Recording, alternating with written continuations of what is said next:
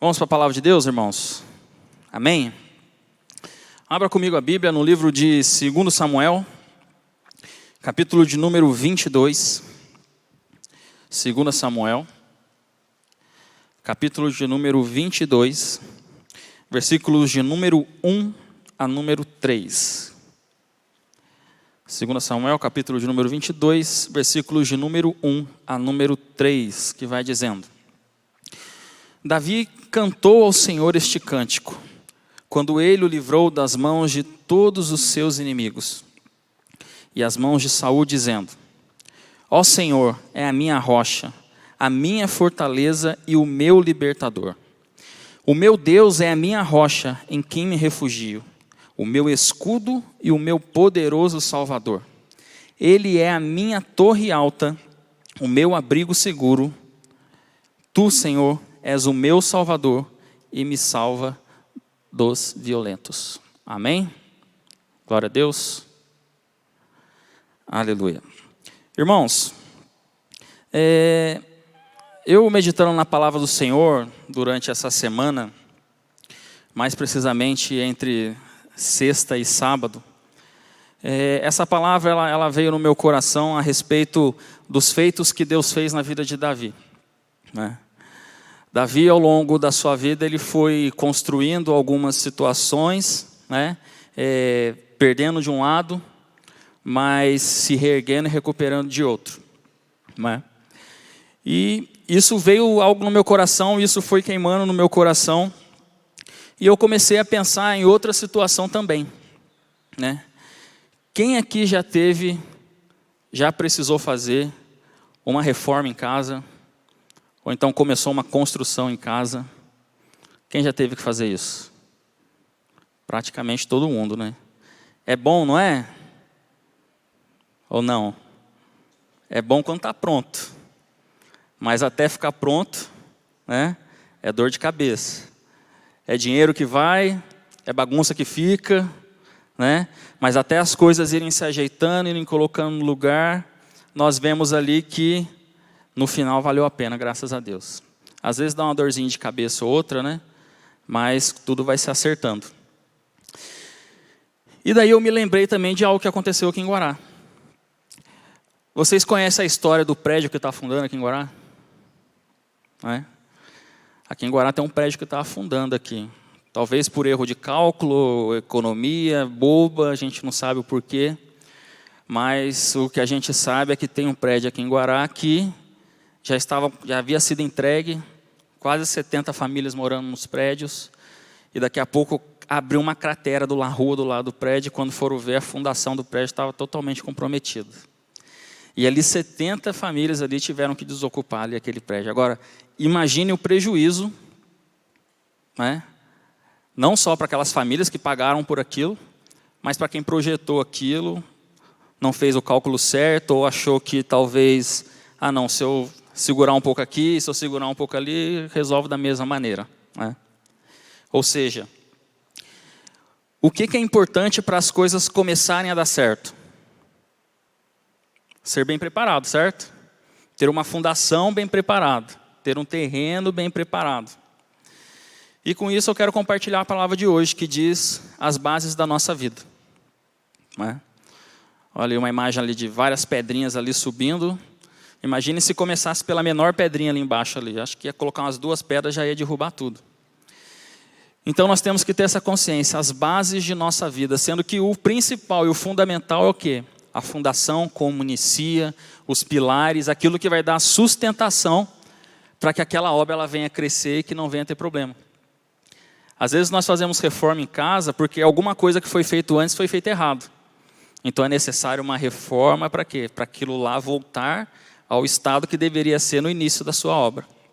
Amém? Com isso,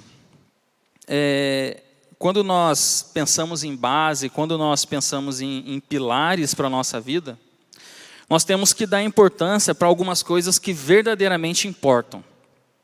E isso é muito importante para nós. Quando nós damos importância para as coisas que importam para a nossa vida, quando nós damos importância para as coisas que realmente são algo que nós temos que ali nos fixar aquilo, nós temos a certeza que o próximo passo ele vai ser mais tranquilo, mais nivelado, porque a base ela está bem feita. E a primeira prioridade que nós temos que dar à nossa vida é em relação a Deus. A nossa razão de existência é Deus. A Bíblia diz em Romanos, capítulo de número 11, versículo de número 36, assim: pois dele, por ele e para ele são todas as coisas. A ele seja a glória para sempre. Amém. A prioridade que nós temos que ter é em relação a Deus. A primeira coisa, o mais importante de nossa vida, para a gente começar a pensar em construção, começar a pensar em ter uma vida estabilizada no Senhor, a primeira coisa é pensar em Deus. É a primeira prioridade que tem que ser da nossa vida, Deus. Em Mateus 24, versículos 37 a 38, vai dizendo: e Jesus respondeu: ame o Senhor, seu Deus, com todo o coração, com toda a alma e com toda a mente. Este é o maior mandamento e o mais importante. Amar a Deus, buscar a Deus, entregar a sua vida a Deus. Antes disso, nós não conseguimos fazer nada. Antes disso, nós não conseguimos sequer dar o primeiro passo. E não foram pessoas quaisquer que falaram isso. Foi Jesus quem disse isso. E foi o apóstolo Paulo que disse isso. Que por ele e para ele são todas as coisas. O segundo ponto de prioridade que nós temos que dar importância para a nossa vida é a família. Amém? Irmãos, família é tudo. Sabe por que nós temos que dar importância para a família? Porque a família é plano de Deus. A família é algo que o Senhor nos deu. Sendo a família o projeto inicial de Deus, nós temos que o quê? Buscar cada vez mais aperfeiçoar a nossa relação com a nossa família. Trazer a nossa família para perto. Estar junto da nossa família. Não é à toa que em vários textos nós vemos a palavra de Deus, alguém falando assim: eu e minha casa iremos servir ao Senhor, como disse Josué, né? No Novo Testamento nós vemos o carcereiro lá, quando ele tenta se matar, o que eu faço para aceitar, né? Para ter esse Deus? E ali Paulo fala para ele, né? Aceita o Senhor Jesus e será salvo tu e a tua casa. Se Paulo falou para ele que a casa dele também seria salva, porque era uma preocupação dele a respeito da sua casa, da sua família. Ou seja, nós temos que ter a nossa família como uma das prioridades, como uma das bases, um dos alicerces fundamentais para que haja crescimento na nossa vida. Tanto o crescimento pessoal quanto o crescimento espiritual. Deus, família, são coisas fundamentais para que isso venha a ocorrer na nossa vida. Em Eclesiastes, capítulo 4, versículo 2, vai dizendo assim: uma pessoa sozinha corre o risco de ser atacada e vencida, mas duas pessoas juntas podem se defender melhor. Uma corda trançada com 3 fios não arrebenta facilmente. Talvez eu já tenha dito isso alguma vez aqui, mas teve uma época na minha vida que irmão é uma benção, né, gente? Quem tem irmão? Eu tenho irmão ou irmã, né? Irmão não briga, não é verdade? Irmão não discute, irmão não puxa cabelo um do outro, né? Irmão não faz coisa errada e bota a culpa no outro e conta para o pai e para a mãe. Ninguém nunca fez isso aqui não, né? Graças a Deus. E eu me lembro que quando eu era menor, eu quase não brigava com meu irmão. No dia, assim, se a gente brigasse umas 7 vezes, 8 vezes, era muito. E eu lembro bastante que, muitas das vezes, né, meu pai e minha mãe, irmão não briga, aí colocava os 2 juntos, sentados no sofá, abraçado. Vai ficar aí abraçado agora para aprender a não brigar. Né? Vai ficar de castigo junto para aprender a não discutir um com o outro. Né? Mas, falando a verdade, ter irmão é uma benção. Ter família é uma benção. E uma das surras que meu pai me deu, e no meu irmão, ele não precisou encostar a mão na gente. E isso é uma verdade. Uma vez ele sentou eu e o meu irmão, ele falou assim: tá vendo esse pedaço de... Ele pegou uma varitinha, o que é isso? Palitinho de churrasco. Olha só esse palitinho de churrasco aqui. Tenta quebrar. A gente pegou e quebrou. Foi fácil, né? Foi fácil. Daí ele pegou uns 3 palitinhos, a gente era pequeno, uns 3, 4 palitinhos de churrasco. Tenta quebrar agora isso aqui. Daí meu irmão mais novo tentou, daí deixa que eu quebro. Eu peguei, o palito envergou, mas não quebrou. Daí ele pegou e falou assim pra gente assim, ó, tá vendo? Vocês, quando vocês estão sozinhos, é fácil alguém vir e... né? Mas quando vocês estão juntos, estão unidos, como irmãos, como família, dificilmente algo vai acontecer com vocês, porque um vai estar dando apoio para o outro. Então a família, por mais difícil que seja a convivência, talvez, por mais difícil que seja aguentar, vamos dizer assim, mas nós pedimos auxílio do Senhor, e nós, com o amor que Deus nos dá, nós podemos, né, fazer com que essa situação ela acabe. E que nós tenhamos uma convivência super agradável com a nossa família. Por quê? Porque é importante para que, como nós lemos aqui em Eclesiastes, aqui, ó, uma pessoa sozinha corre o risco de ser atacada e vencida. Mas 2 pessoas juntas podem se defender melhor. Uma corda trançada com 3 fios não arrebenta facilmente. Então nós, como família, quando unidos, né, com o auxílio do Senhor, sendo essa terceira corda ali, junto ali conosco, dificilmente nós seremos, né, destruídos, atacados e vencidos. Porque Deus ele tem a família como um dos planos principais dele para as nossas vidas. Amém, gente?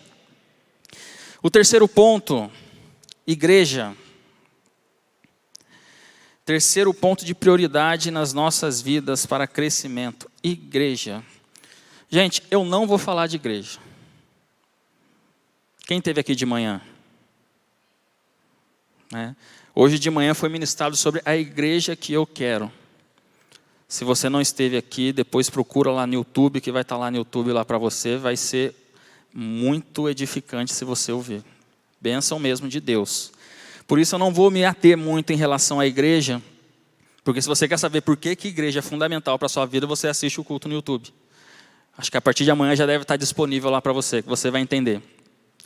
Mas apenas uma coisa eu queria estar compartilhando com os irmãos. Nós como igreja, nós como usados por Deus dentro da casa do Senhor, nós temos um papel fundamental. E para eu poder tentar explicar isso um pouco melhor, eu me lembro de Pedro.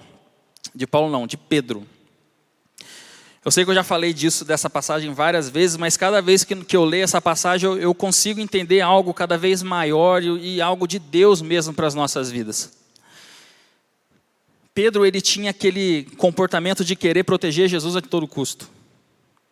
Tanto é que quando Jesus ele foi preso, Pedro ele pega e tenta atacar ali o soldado ali que prendeu Jesus.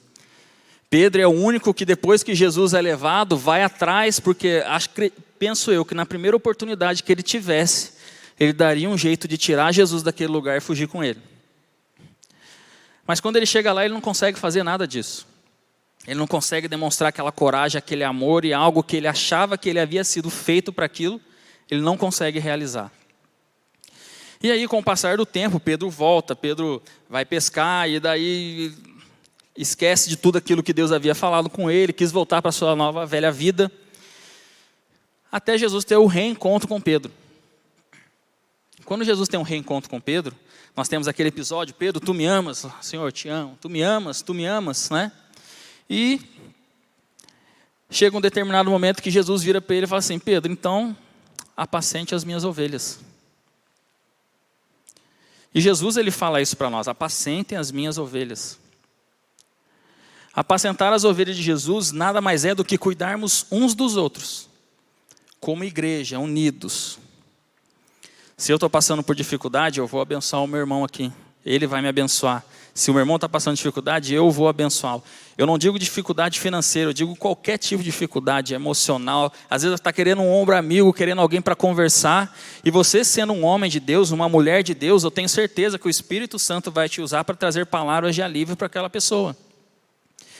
Então, ser igreja é uma das coisas fundamentais que nós temos que ser. Para que a nossa vida tenha base, para que a nossa vida tenha, estrutura para suportar todas as coisas que podem vir sobre nós. E por último, não por último para acabar, mas por último nesse trecho, é amigos. Ou seja, uma das prioridades que nós também temos que ter são amigos. Mas como assim amigos? Quando eu digo amigo, não é amigo de fofoca, né? Não é amigo de disse-me-disse, não é aquele amigo que só fala as coisas que a gente quer ouvir, é mesmo? Porque às vezes a gente sabe que está errado, fez coisa errada, e a gente quer que alguém fale que a gente está certo. Então a gente sabe a pessoa que se a gente for falar, ela vai falar assim, não, é isso mesmo, está certo, tal. Esse não é o seu verdadeiro amigo. O seu verdadeiro amigo é aquele que te traz de volta para a realidade e fala, ó, você pisou na bola.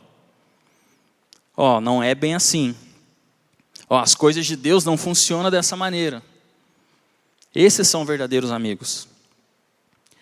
Em Provérbios 17, vai dizendo assim, o amigo é sempre leal, mas na hora da dificuldade ele se torna mais do que um amigo. Ele passa a ser um irmão. Ou seja, amigo que é amigo de verdade, ele é praticamente o irmão. Ele está do nosso lado na alegria, ele está do nosso lado na dificuldade. E ele não é aquele que está no nosso lado da alegria para poder tirar proveito. Ou então está do nosso lado na dificuldade para poder pegar tudo aquilo aqui que está acontecendo com a gente, ó, poxa, e daí com aquela desculpa de, irmão, o William está precisando de oração, gente. Ele contou para mim que aconteceu isso. Isso aí já é fofoca, né? Não é amigo de verdade. Amigo de verdade é aquele que senta junto, ora junto, faz propósito junto, busca no Senhor junto e passa pelo processo junto com você. E o mais importante para que isso seja feito na nossa base é que nós sejamos também esse amigo. Principalmente isso. Pessoas precisam de amigos que são dessa maneira. E nós temos a obrigatoriedade de sermos assim. Nós que cremos em Deus, nós que aceitamos Jesus como nosso Salvador, nós que conhecemos a palavra de Deus, nós temos que ser base para essas pessoas que necessitam de um ombro, que necessitam de uma palavra, que necessitam de algo da parte de Deus. Como eu disse, isso faz parte de ser igreja, ser amigos de verdade para quem necessita. Salmo de número 133, 1, vai dizendo, como é bom e agradável que o povo de Deus viva unido, como se todos fossem irmãos. Esse é o verdadeiro conceito de amigo cristão, temente a Deus. Viver unido, como se fôssemos irmãos de verdade, abençoando a vida do outro, orando pelo outro, suportando tudo também pelo outro e se alegrando com o outro. Deus, família, igreja, amigos. No meu ponto de vista, essa é a ordem principal para que nós tenhamos uma base, né, para a nossa vida estar estabilizada. Deus, família, igreja e amigos. Mas às vezes, nós temos alguma dessas bases, algum desses pilares, algum desses fundamentos, que eles estão um pouco em desalinho com aquilo que deveria estar, da maneira como deveria estar. Às vezes eu não estou completamente focado em Deus ou entregando verdadeiramente meu coração a Deus. Às vezes eu com a minha família tem algo que tenha ocorrido que ao invés de eu, como filho de Deus mesmo ali, chegar e tentar resolver a situação para que viver em união, para viver, né, em amor ali com a família, às vezes eu acabo deixando aquilo de lado e aquilo vai passando. Às vezes como igreja nós deixamos de se importar com quem às vezes senta do nosso lado, ou então nós entramos aqui, assistimos o culto, vamos embora, às vezes não fala nem um boa noite, uma paz do Senhor, ou então graça e paz. Nós simplesmente viemos aqui, fazemos o nosso papel e saímos. E como amigos, às vezes a gente está mais preocupado com que a pessoa termine de falar logo, porque você quer falar os seus problemas e não está com tempo para ouvir. Não está com paciência para ouvir. Também somos maus amigos. Então, quando há esse desbalanceamento, quando há essa falta de ocorrência, de estar tudo alinhado, essa falta de alinhamento, acontece o que aconteceu aqui no prédio aqui de Guará. Alguma coisa estava errada ali. E olha o tamanho do prejuízo que isso causou. E isso também pode causar um prejuízo na nossa vida muito grande. Pode causar um prejuízo na nossa vida que a gente nem imagine o tamanho que pode ser. Mas graças a Deus, existem as reformas. Né? Existem as reformas. Lá na minha casa, onde eu e a Val nós moramos, meus irmãos, eu acho que a nossa casa foi construída no meio de um brejo. Porque, pelo amor de Deus, para dar umidade naquele lugar. Se a gente passar um tempinho sem arrastar um guarda-roupa, estava falando até com o irmão lá sexta-feira.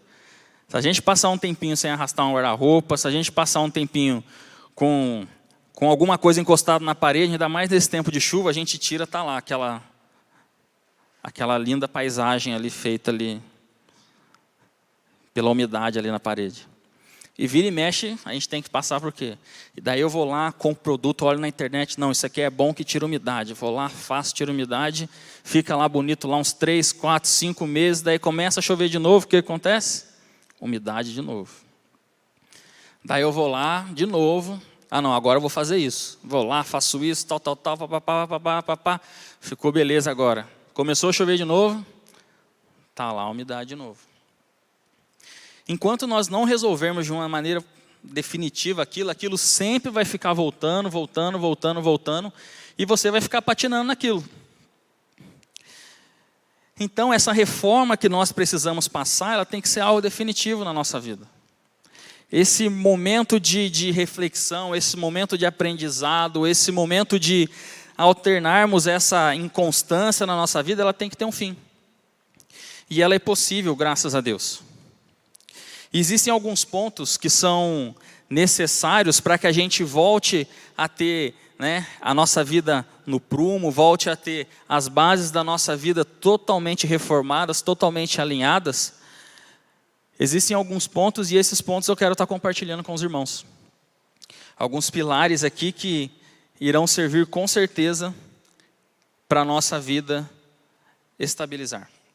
O primeiro deles é a oração.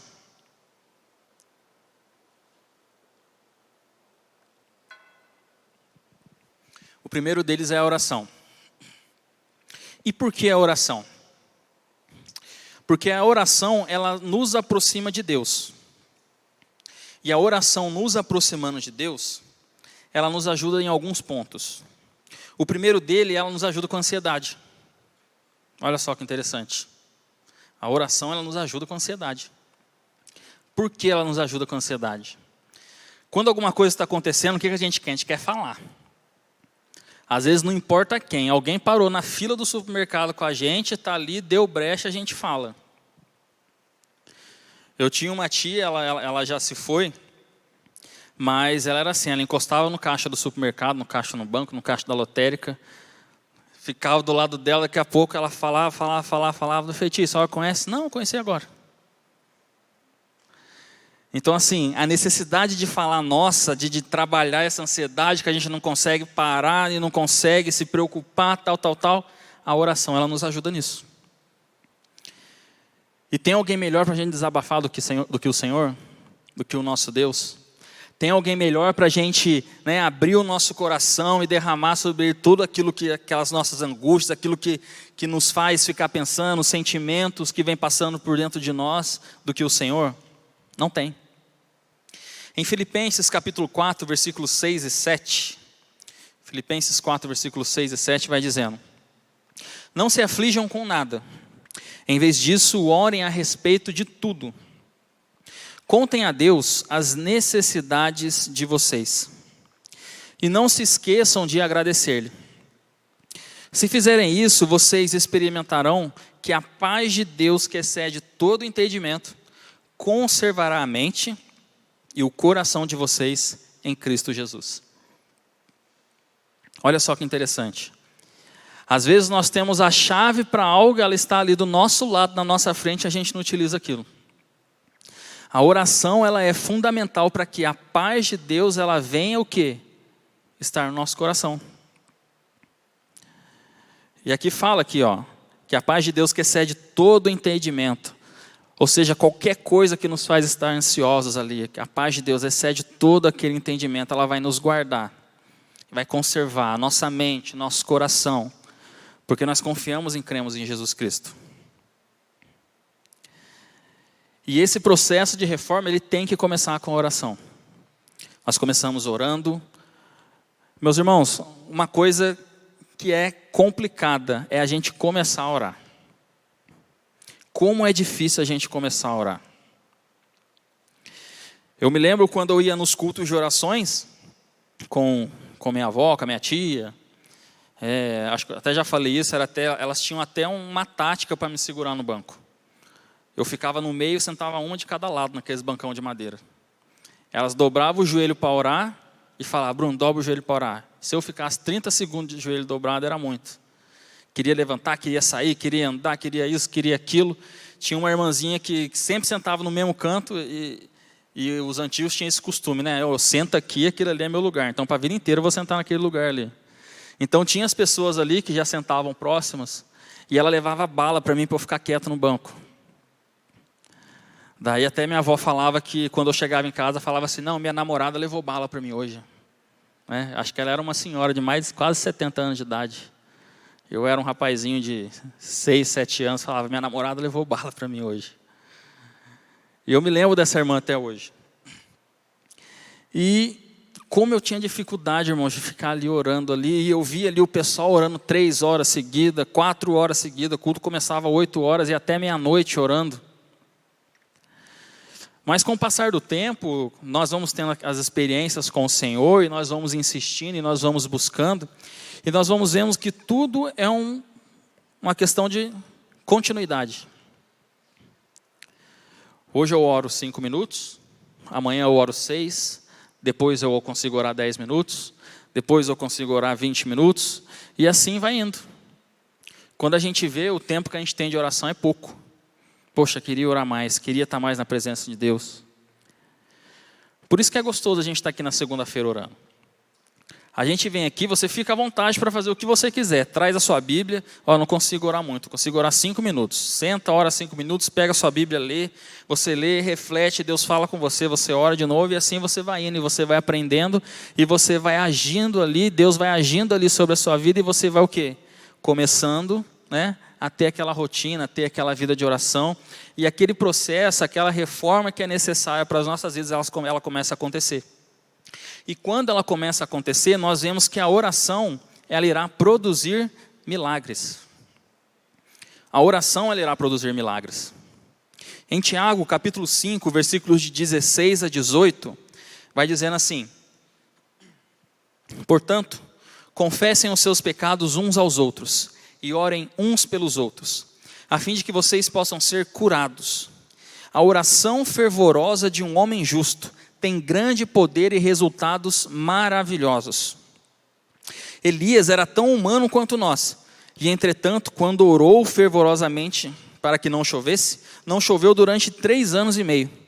Depois ele orou de novo, desta vez para que chovesse, e a chuva desceu e a terra produziu seus frutos.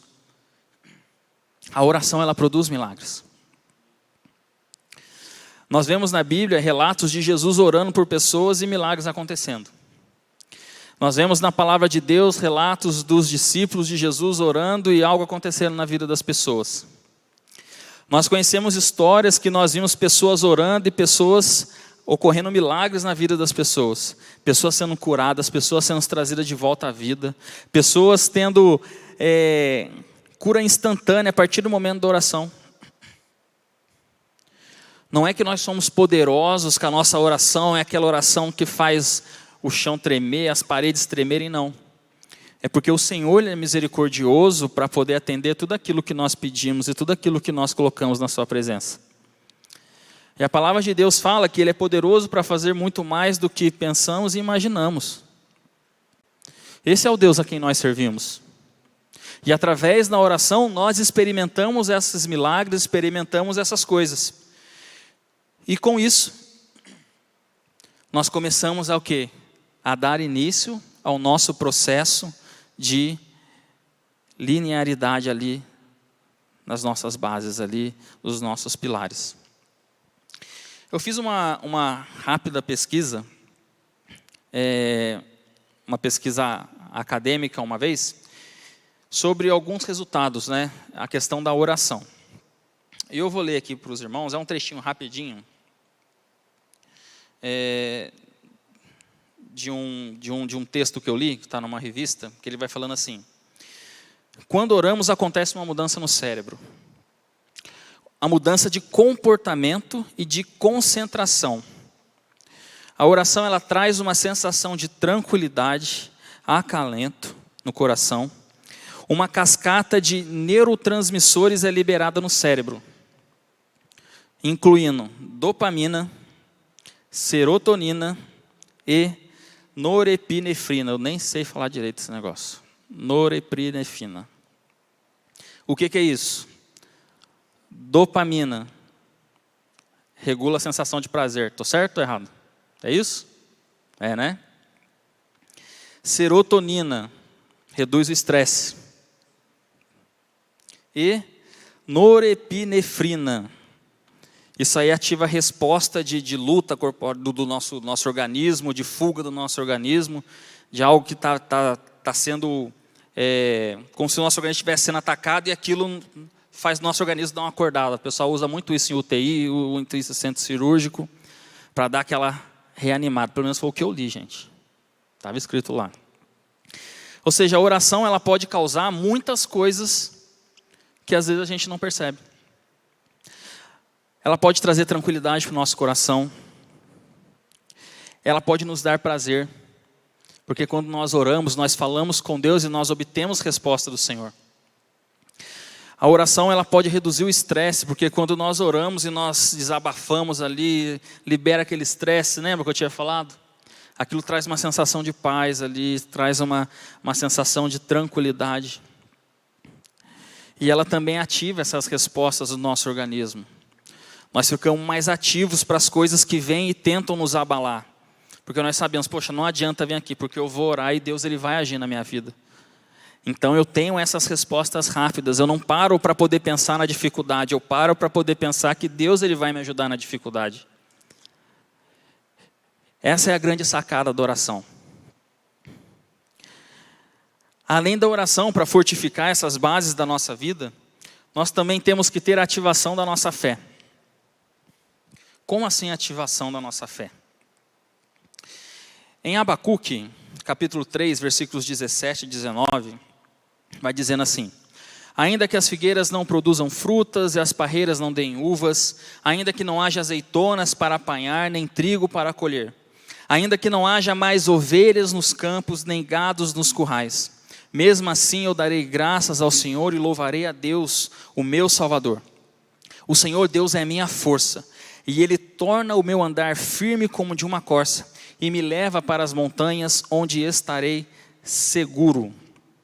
Ou seja, Abacuque aqui, se nós pegarmos o início ali do primeiro capítulo ali de Abacuque, a gente vê que ele faz alguns questionamentos, a gente vê que ele tem ali algumas situações, mas logo na frente Deus ele vem dar alguma resposta para ele e isso faz com que a sua fé seja ativada. E ele vem e fala isso: ainda que as figueiras não produzam frutas, eu me alegrarei no Senhor. O Senhor é o Deus da minha salvação. Em outra passagem nós vemos aqueles 3 jovens, Sedraque, Mesaque e Abidnego, falando ali para o rei: nós não vamos nos render ao Senhor, porque nós cremos no nosso Deus. Ativação de fé. E nós cremos que Ele poderá nos livrar. E mesmo que no livro continuaremos confiantes nele. Davi na frente do gigante. Você vem a mim com espadas, com escudos, mas eu vou até você em nome do Senhor dos Exércitos. Ativação de fé. Quando nós vemos ativações de fé na Bíblia Sagrada sendo realizadas, nós vemos a ação do Senhor sendo realizada. A oração ela é poderosa, a oração ela é eficaz, e ela faz com que nós tenhamos a confiança de usarmos a fé que Cristo Jesus nos deu. A fé que nos é alcançada. E quando nós ativamos nossa fé, nós superamos crises, nós não nos desesperamos, nós não desanimamos. Em Hebreus capítulo 11, versículo 1 diz: ora, a fé é a certeza das coisas que se esperam e a convicção dos fatos que não se veem. Essa é a utilização verdadeira da fé. Eu não estou vendo, mas eu creio que Jesus ele irá fazer. Eu não sei o que vai acontecer, mas eu sei que Deus irá me livrar. E se Ele não me livrar, não tem problema, porque eu sei que Ele tem algo melhor para mim. Eu sei que Ele tem algo melhor para a minha vida, eu sei que Ele tem algo melhor para a minha família. Eu não vou me desesperar, eu não vou me desanimar, eu não vou ficar desesperançoso, porque eu tenho fé. Eu não estou vendo, mas eu tenho fé que algo vai acontecer. Como o pastor Wanderley costuma dizer que bastante, uma passagem que ele gosta de falar, nós não vivemos por vista, nós vivemos por visão. Nós olhamos lá na frente, nós olhamos para o que Deus pode fazer, nós olhamos para o que Deus pode realizar. E é isso que nós temos que ter, essa convicção, temos que ter essa base, esse pilar bem reforçado, para que as coisas de Deus possam ocorrer na nossa vida e nós não tenhamos problema algum que venham ocorrer sobre nós ou que venham sobre as nossas vidas. Paulo também orienta em relação à fé, em Romanos capítulo 1, versículo de número 17, assim: porque no Evangelho é revelada a justiça de Deus, uma justiça que do princípio ao fim é pela fé, como está escrito, o justo viverá pela fé. Aqui para a igreja lá em Roma, ele traz exatamente aquilo que havia acontecido lá com Abacuque, né? Falando que o justo viverá pela fé. Ele traz uma revelação de algo que eles conheciam, que eles sabiam, e traz a memória daquilo que Deus poderia fazer. E nessa noite nós temos que trazer à memória aquilo que Deus ele já fez em nossas vidas, crendo que Ele ainda realizará coisas maravilhosas na nossa vida, através da ativação da nossa fé. E agora sim, quase encerrando. O último item aqui que eu quero estar compartilhando com os irmãos, o que a gente pode fazer, né, para fortalecer as bases da nossa vida. É o último aqui, porém o não menos importante. É que nós tenhamos a palavra de Deus. Meus irmãos, a palavra de Deus é algo fantástico. É algo maravilhoso. 2 Timóteo capítulo 3, versículo 16 e 17 vai dizendo: pois toda a escritura sagrada é inspirada por Deus e é útil para ensinar a verdade, condenar o erro, corrigir as faltas e ensinar a maneira certa de viver. E isso para que o servo de Deus esteja completamente preparado e pronto para fazer todo tipo de boas ações. A palavra de Deus, ela é utilizada na nossa vida, olha só que interessante, para ensinar a maneira certa de viver. Se há alguma coisa errada em nós, a palavra de Deus ela aponta para o nosso erro. Se há alguma coisa nossa fora de ponto, a palavra de Deus ela vai apontar para aquilo, para que nós venhamos a corrigir aquilo e continuar dando seguimento ali na construção da nossa base. Ainda em Romanos capítulo 15, versículo 4, vai dizendo: porque tudo que está nas Escrituras foi escrito para nos ensinar, a fim de que tenhamos esperança, por meio da paciência e da coragem que as Escrituras nos dão. Tudo que está na palavra de Deus é para nos ensinar. Como agir, está na palavra de Deus. Como proceder, está na palavra de Deus. O que falar, está na palavra de Deus. Como escutar, como ajudar o meu próximo, está na palavra de Deus. A Bíblia não é um livro de autoajuda, porque a ajuda vem do Senhor. E essas verdades, elas estão descritas onde? Na palavra de Deus. Salmo de número 119, versos 105 e 130, vai dizendo: a tua palavra é lâmpada para guiar os meus passos e luz que ilumina o meu caminho.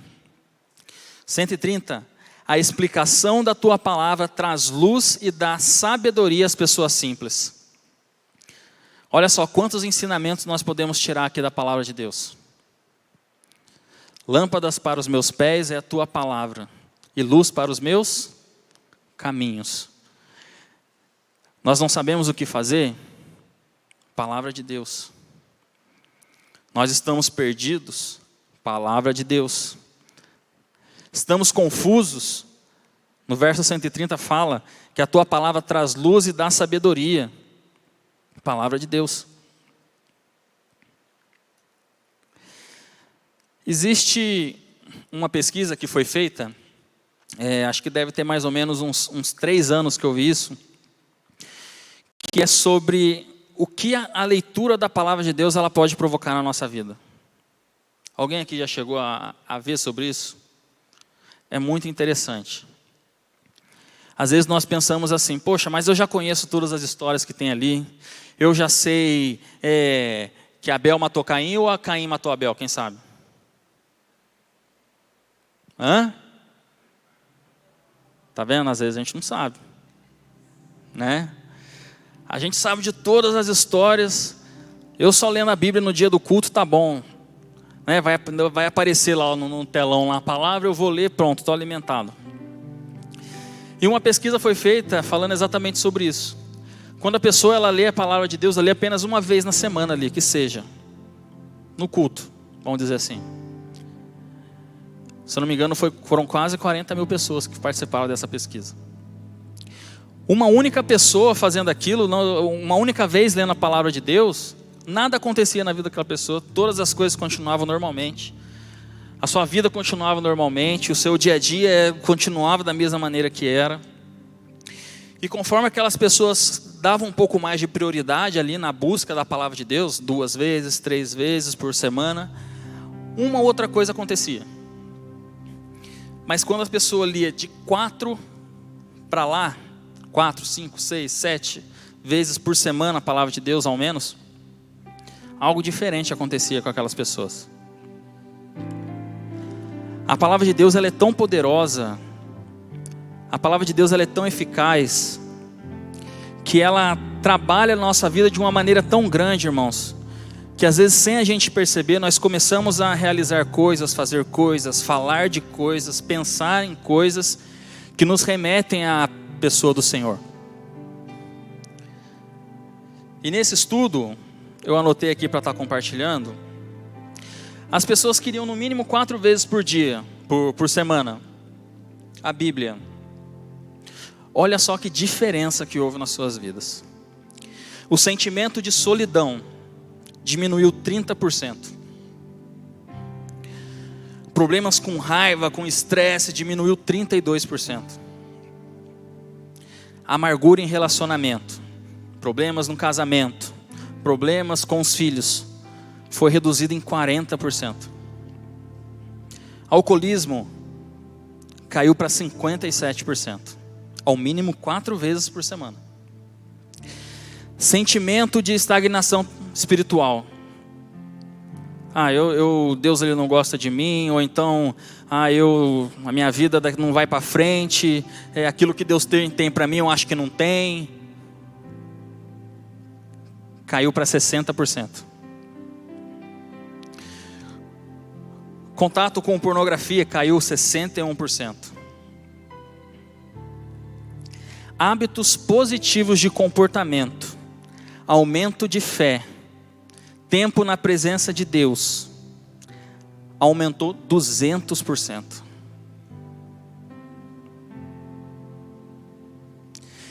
E uma coisa interessante, quando algo de bom acontece com a gente, a primeira coisa que a gente quer é contar para quem está do nosso lado. Contar para aquele que ainda não experimentou aquilo que a gente está experimentando. E esse sentimento discipulador se aperfeiçoando na palavra de Deus, no mínimo 4 vezes por semana, teve um aumento de 230%. Se antes as pessoas não falavam do amor de Jesus, lendo a palavra de Deus, ela começa a falar daquilo que Deus é capaz de fazer, daquilo que Deus fez nas suas vidas, daquilo que Deus pode realizar. Porque é algo tão bom que a gente não quer guardar para a gente quer levar para o próximo, quer levar para aquele que está do nosso lado, quer levar para o nosso vizinho, para o colega de trabalho, para quem estuda com a gente. Ou seja, esse sentimento de discipular, de levar a Cristo, para que outras pessoas tenham também o privilégio de sentir esse amor de Jesus, teve um aumento de 230%. Gente, isso é muita coisa. É muita coisa. Agora imagine se nós meditarmos na palavra do Senhor todos os dias. Não somente ler, mas meditar, se aprofundar, buscar, entrar na presença de Deus, como a palavra diz, entrar no nosso quarto, fechar a nossa porta, buscarmos o Senhor ali em secreto, ativarmos a nossa fé, buscarmos o Senhor em oração, nos dedicarmos ali às coisas e os mistérios de Deus que Ele tem para revelar para nós, para que a gente possa alcançar outras vidas. Imagine o que a palavra de Deus ela pode realizar nas nossas vidas. Imagine o que ela pode mudar na nossa família. Imagine como ela pode mudar no meio da nossa igreja, no nosso relacionamento com os nossos amigos.